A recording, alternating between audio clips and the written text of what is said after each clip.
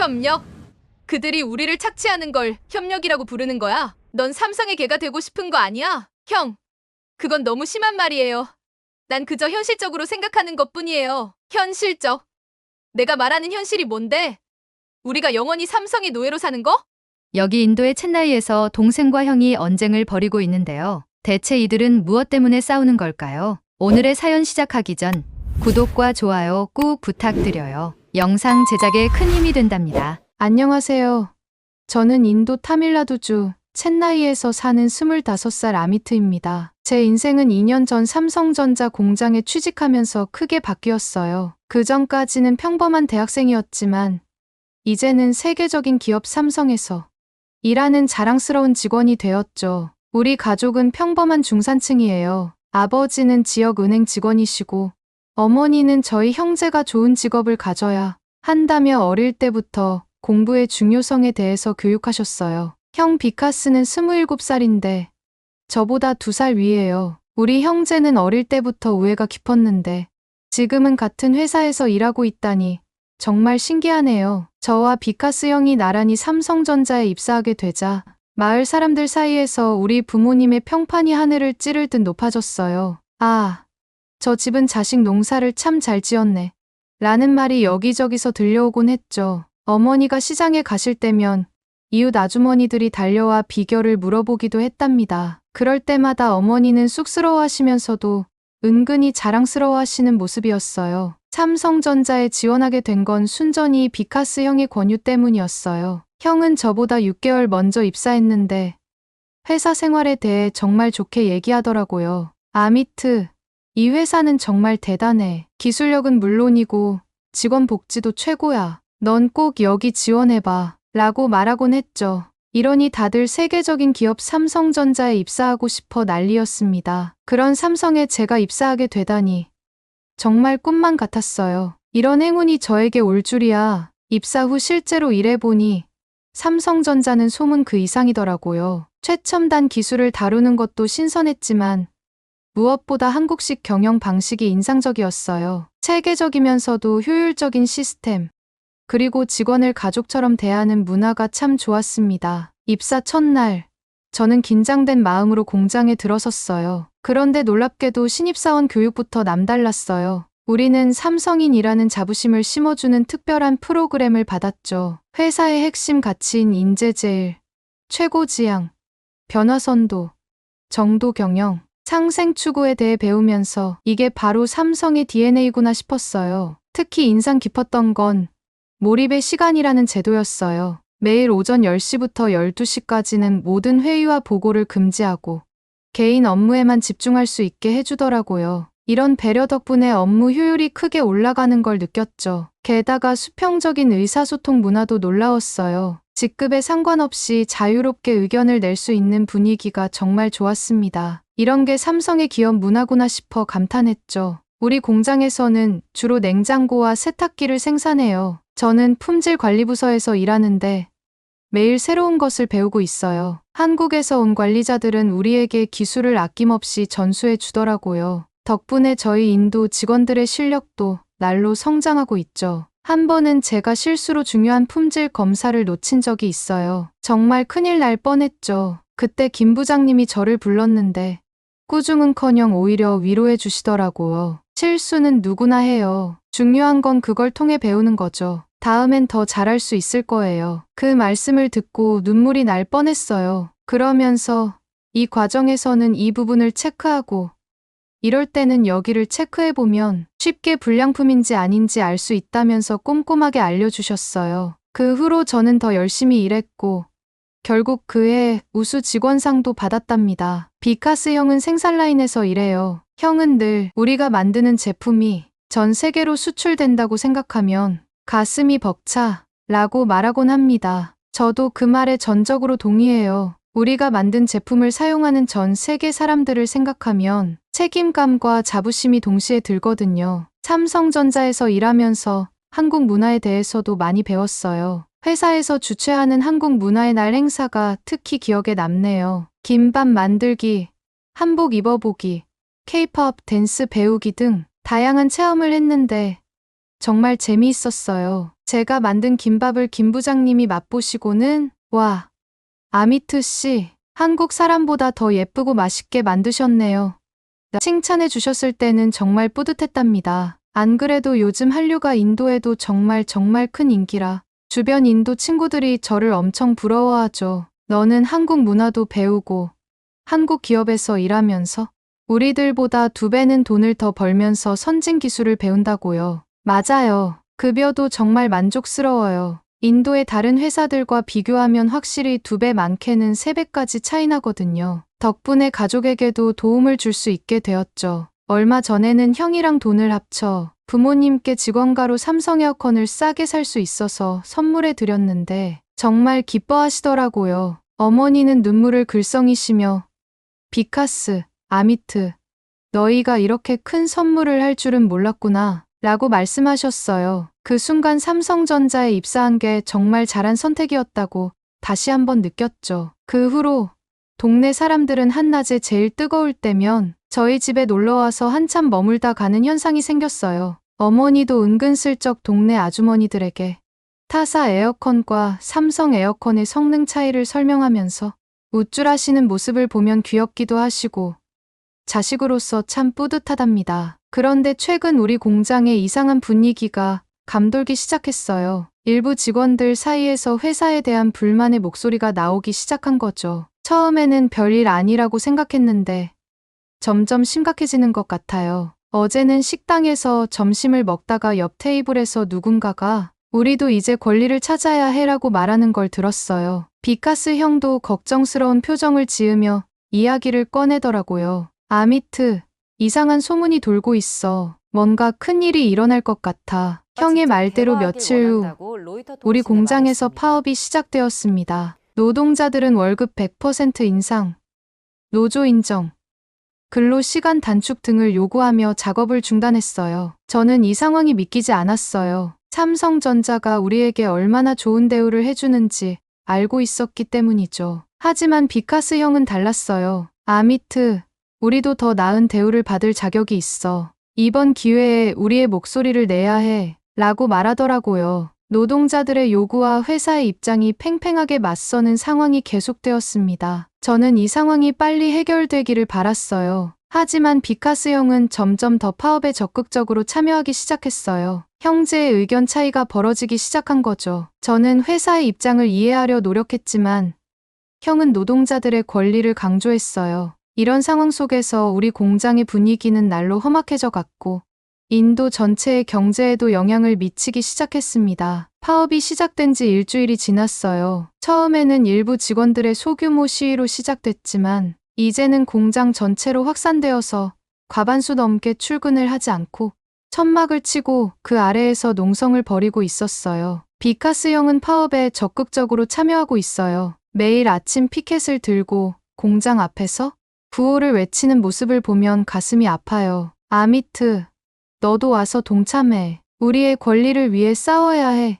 형이 저를 설득하려 하지만 저는 망설여져요. 삼성전자가 우리에게 준 기회와 혜택을 생각하면 이런 행동이 옳은 건지 의문이 들거든요. 형은 열정적으로 말해요. 우리는 지금 월 35,000루피, 한화로 약 56만 원을 받고 있어. 하지만 이건 한국 삼성 직원들의 월급에 비하면 아무것도 아니야. 그들은 무려 44만 루피, 한화로 약 700만 원을 받는데 우리도 최소한 7만 1,000루피, 한화 약 111만 원은 받아야 해. 저는 형의 말에 놀랐어요. 하지만 형, 우리가 받는 월급이 이 지역 평균의 2배라고 들었는데 첸나이 지역 공장 노동자들의 평균 월급이 19,000루피, 한화 약 29만 원이라면서? 형은 고개를 저으며 그래, 맞아. 하지만 우리의 노동 가치는 그 이상이야. 게다가 우리는 주 6일 근무해 하루 8시간씩 일해. 이것도 주 5일, 하루 7시간으로 줄여야 해.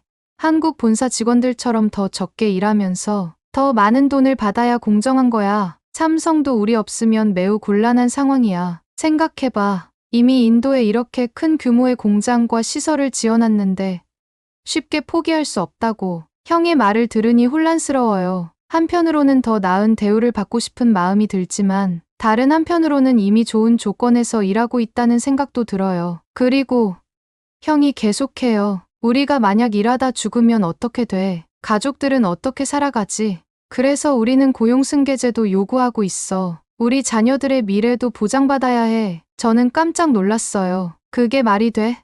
직장을 세습한다는 거야? 형은 단호하게 말했어요. 우리 자녀들의 교육도 중요해. 회사가 연간 5만 루피, 한화 약 78만 원까지 사립학교 학비를 지원해줘야 해. 이게 우리의 권리야. 아미트. 파업이 길어지면서 공장 생산량이 급격히 감소했어요. 뉴스에서는 매일 삼성전자, 인도 공장의 파업 소식을 전하고 있죠. 삼성전자 인도 공장 파업으로 인한 생산 차질, 글로벌 공급망의 비상이라는 헤드라인을 보면 마음이 무거워져요. 어느 날, 저는 용기를 내어 형에게 말을 걸었어요. 형, 우리가 하는 일이 정말 옳은 걸까? 삼성전자가 인도를 떠나면 어쩌지?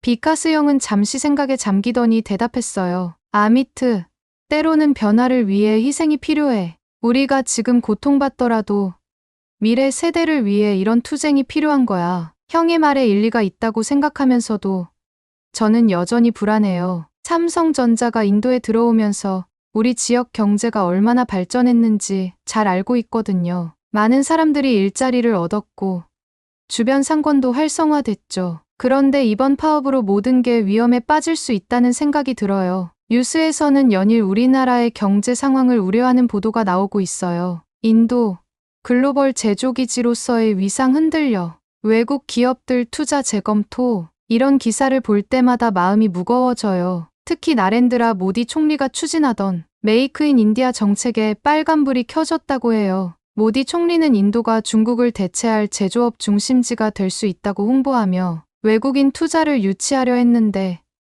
이번 파업으로 그 계획에 차질이 생긴 거죠. 애플, 엔비디아, 구글 같은 빅테크 기업들이 중국을 벗어나 새로운 제조 기지를 물색하는 중이었대요. 인도가 그 후보 중 하나였는데 이번 사태로 인도 투자를 재검토하고 있다고 해요. 대신 중남미 같은 다른 지역을 고려하고 있다는 소식도 들려와요. 정부에서 외국 기업들에게 보조금을 제공하며 투자를 유치하려 했는데 우리 지역의 노사 갈등과 인프라 문제가 걸림돌이 되고 있다고 해요. 이 상황이 지속되면 인도의 경제 성장에 큰 타격을 줄 수 있다고 전문가들이 경고하고 있어요. 노동자의 권리를 위해 싸우는 것도 중요하지만 이로 인해 외국 기업들이 인도를 떠나면 결국 우리 모두가 일자리를 잃을 수도 있어요. 이 딜레마 속에서 우리의 선택은 정해져 있는데 바뀌지 않는 형이 너무 답답했습니다. 한편 파업이 길어지면서 노동자들 사이에서도 갈등이 생기기 시작했어요. 일부는 계속 투쟁해야 한다고 주장하지만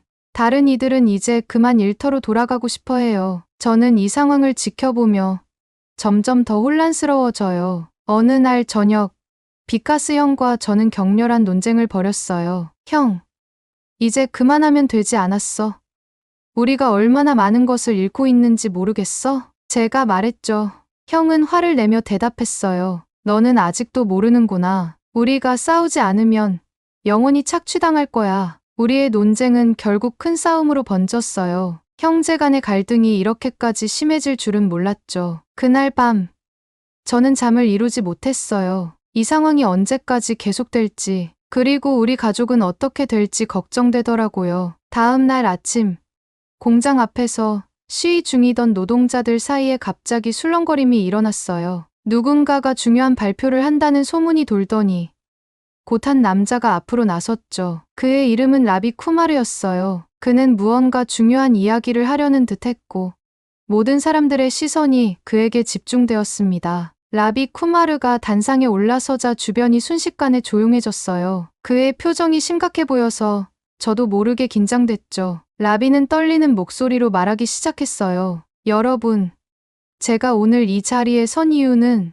우리가 모르고 있던 충격적인 진실을 밝히기 위해서입니다. 그 말에 모두가 숨을 죽였어요. 라비는 잠시 숨을 고르더니 이어 말했죠. 우리의 파업, 우리의 투쟁, 이 모든 것이 사실은 인도 공산당과 중국의 계략이었다는 사실을 알게 되었습니다. 순간 사람들 사이에서 술렁거림이 일어났어요. 저는 귀를 의심했죠. 라비는 계속해서 충격적인 사실들을 쏟아냈어요. 그들은 우리의 불만을 이용해 삼성을 인도에서 몰아내려 하고 있습니다. 중국 기업들이 그 자리를 차지하도록 말이죠. 우리는 그들의 꼭두각시였을 뿐입니다. 라비의 폭로는 계속됐어요. 그는 비밀리에 열린 회의들, 은밀히 전달된 자금, 그리고 조직적으로 계획된 시위 전략들에 대해 상세히 설명했죠. 제 옆에 있던 비카스 형의 얼굴이 점점 창백해지는 게 보였어요. 그들은 우리의 분노를 이용해 자신들의 이익을 추구하고 있습니다. 우리가 요구한 비현실적인 임금 인상,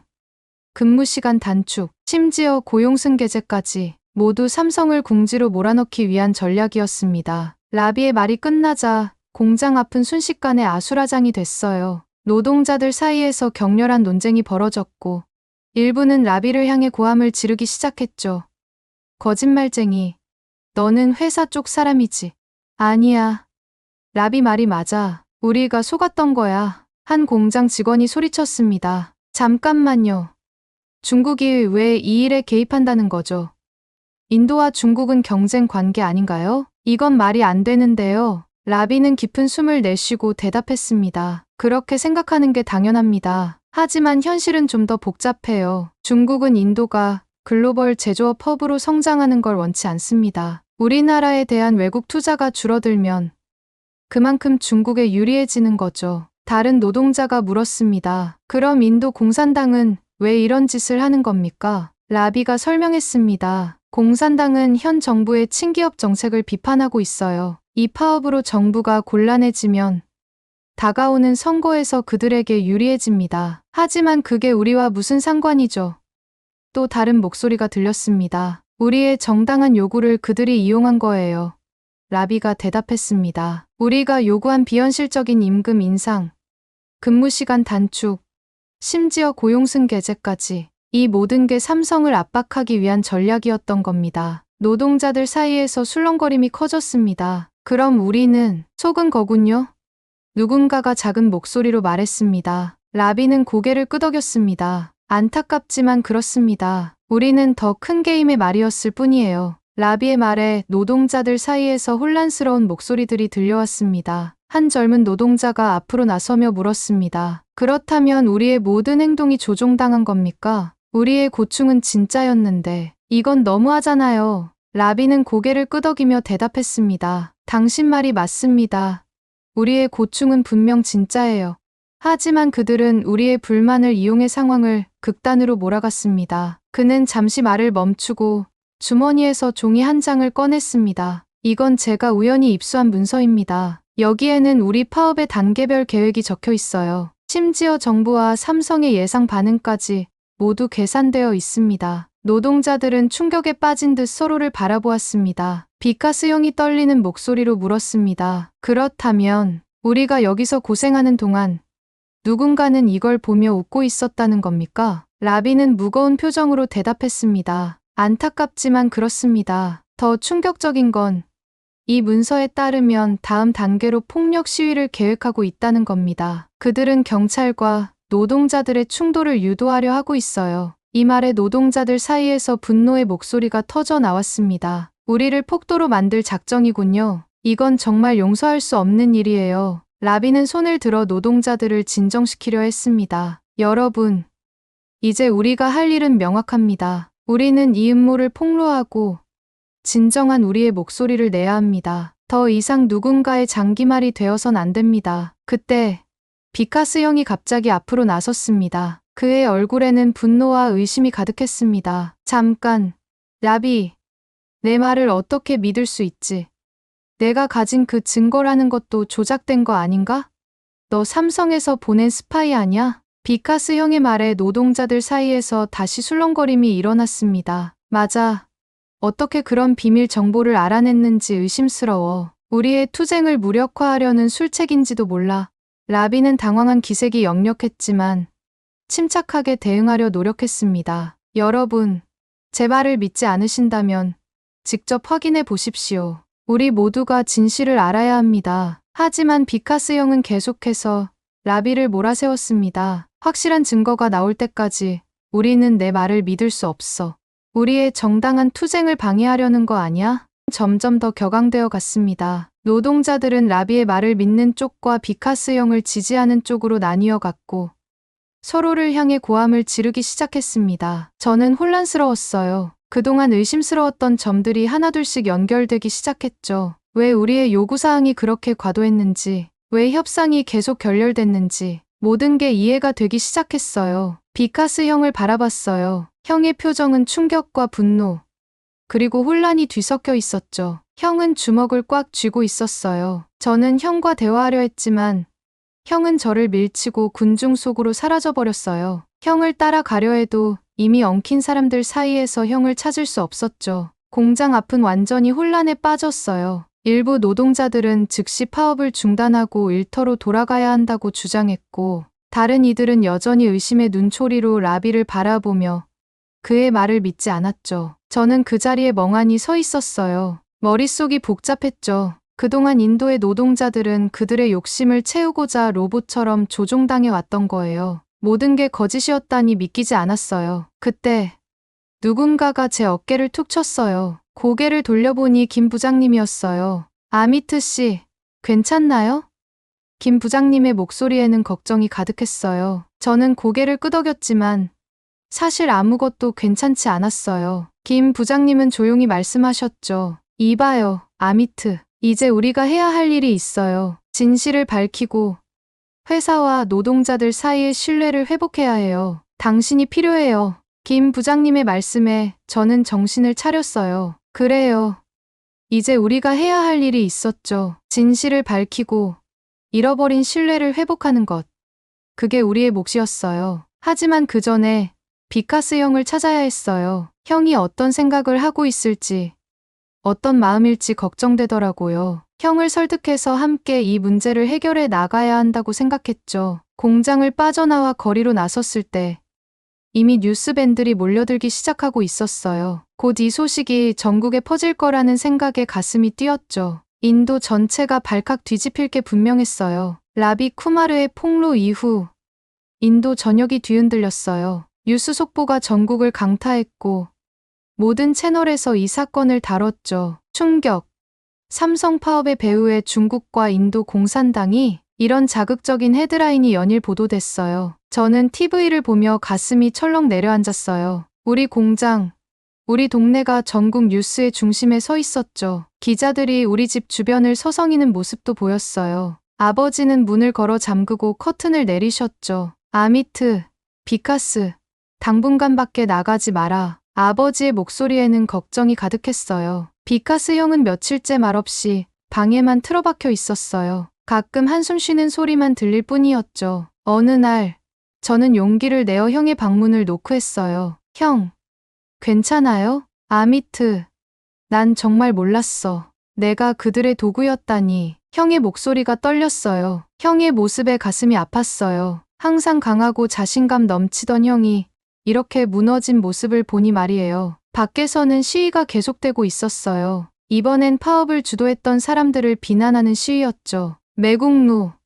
중국의 스파이, 이런 외침이 거리를 가득 메웠어요. 그러던 어느 날 충격적인 뉴스가 보도됐어요. 인도 경찰이 파업을 배후에서 조종한 것으로 의심되는 몇몇 인사들을 체포하는 장면이 나왔죠. 그리고 파업에 동참했던 시위대 600여 명도 감금당했다는 소식도 있었습니다. 이번 사건과 관련해 대규모 수사에 착수했습니다. 외국 세력의 불법적 개입 여부를 철저히 조사할 것이며 국익을 해치는 어떤 행위도 용납하지 않을 것입니다. 모디 총리의 단호한 목소리가 TV를 통해 울려 퍼졌어요. 이 뉴스를 보며 사태의 심각성을 실감했어요. 단순한 노사 갈등을 넘어 국가적 문제로 확대된 것 같았죠. 그 순간 휴대폰이 울렸어요. 발신자 표시를 보니 김 부장님이었어요. 아미트 씨, 지금 회사로 올 수 있나요?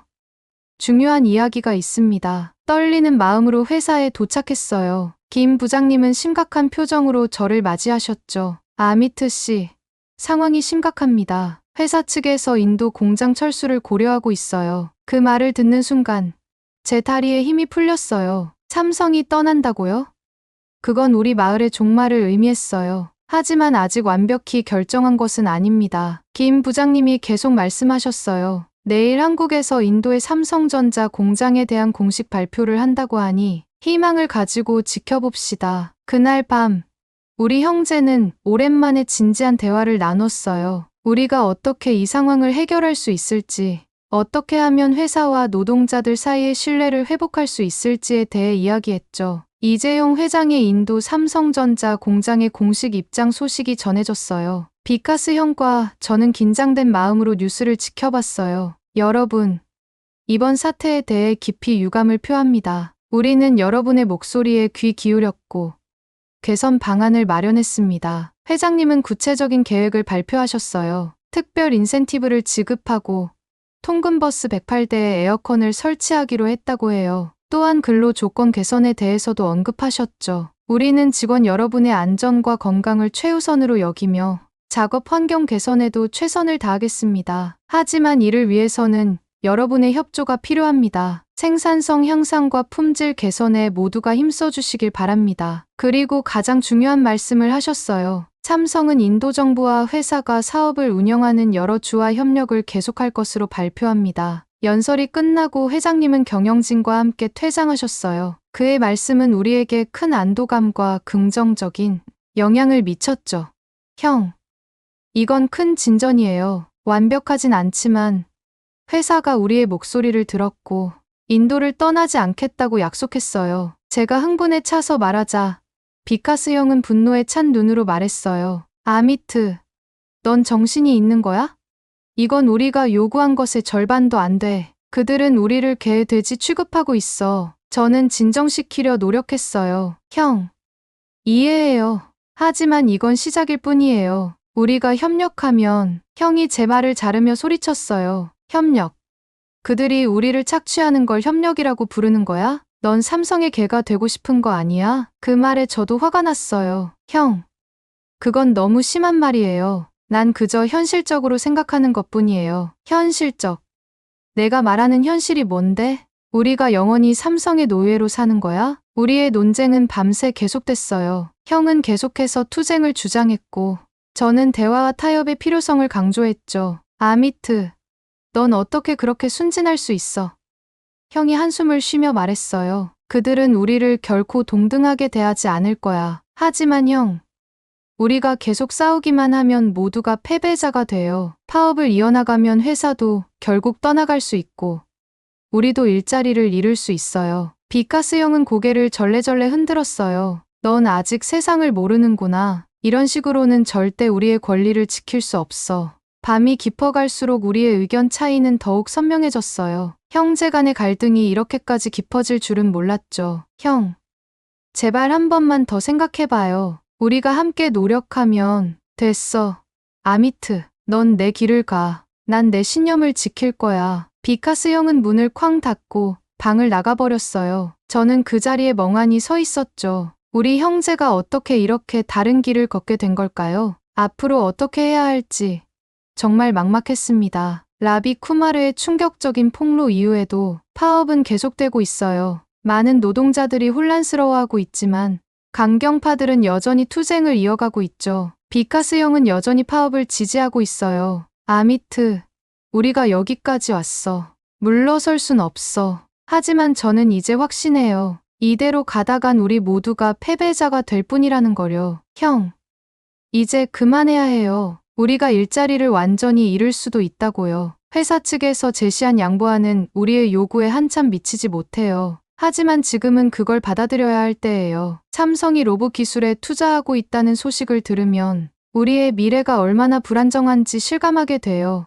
매일 아침 공장 앞에 서면 이곳이 텅 비어버릴까봐 두려워요. 삼성이 정말로 인도를 떠날 수도 있다는 생각에 가슴이 철렁 내려앉아요. 우리가 해야 할 일은 명확해요. 즉시 파업을 중단하고 회사와 대화를 시작해야 해요. 지금 당장 일터로 돌아가지 않으면 우리 모두가 실업자가 될 수 있어요. 형과 다른 강경파들을 설득하는 게 쉽지 않겠지만 우리에겐 선택의 여지가 없어요. 그들이 깨닫든 깨닫지 못하든 우리는 행동해야 해요. 오늘 저녁 노동자 대표들과 만나 이 상황의 심각성을 전달할 거예요. 우리의 미래가 위험에 처했다는 걸 그들도 알아야 해요. 이 상황이 어떻게 끝날지 아무도 모르겠어요. 하지만 한 가지는 확실해요. 우리가 지금 당장 행동하지 않으면 모든 것을 잃을 수 있다는 거요. 회사에 가서 사과하고 협력할 준비가 되어 있다고 말해야 해요. 그렇지 않으면 우리의 미래는 없어요. 당장 형부터 설득할 수 없는 이 상황이 너무 힘들고 답답합니다. 오늘의 감동 택배 사연은 여기까지입니다. 같은 부모에게서 나온 형제의 의견도 이렇게 다르니 챗나이의 삼성전자 공장의 직원들의 의견이 하나로 좁혀지지 않는 것은 어쩌면 당연한 것일 수 있겠다고 생각됩니다. 불법 시위를 하는 인도 직원들이 어리석은 과한 요구를 중지하고 하루빨리 공장 업무로 복귀하기를 바라겠습니다. 구독자분들께서도 아미트의 형, 비카스에게 쓴소리 한마디씩 해주시길 부탁드리며 구독과 좋아요도 꾹 눌러주시면 감사하겠습니다. 시청해주셔서 감사합니다.